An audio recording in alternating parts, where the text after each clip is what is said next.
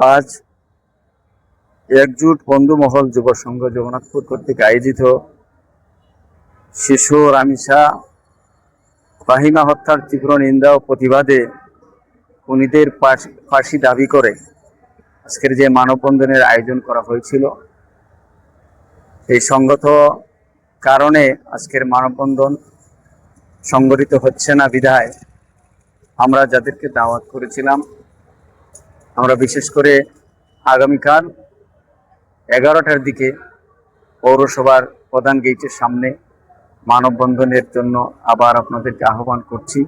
আর আজকের মতো পূর্ব নির্ধারিত যে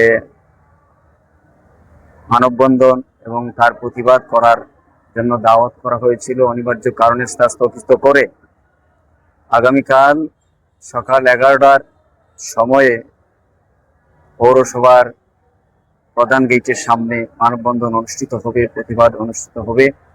আপনাদের সকলের প্রতি উদাত্ত আহ্বান থাকবে যে একজুট বন্ধু মহল সংগঠন সহ আরো যারা সামাজিক সংগঠন, আরো যারা ইসলামিক সংগঠন, আমাদের সকলের সেটা নৈতিক দায়িত্ব।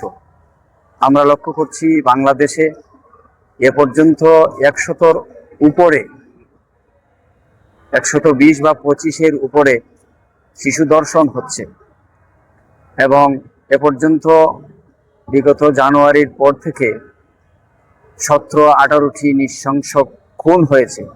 আমরা তার প্রতিবাদ জানাই এবং যারা অপরাধী তারা অবশ্যই তাদেরকে আইনের আওতায় এনে দ্রুত ট্রাইব্যুনালে তাদের বিচার করে এদেশকে মুক্ত করতে হবে। রাহাজানি, চুরি, বিভিন্ন অপরাধমূলক কার্যকলাপ থেকে তাদেরকে নিবৃত্ত করার জন্য আইনের শাসন অবশ্যই দরকার।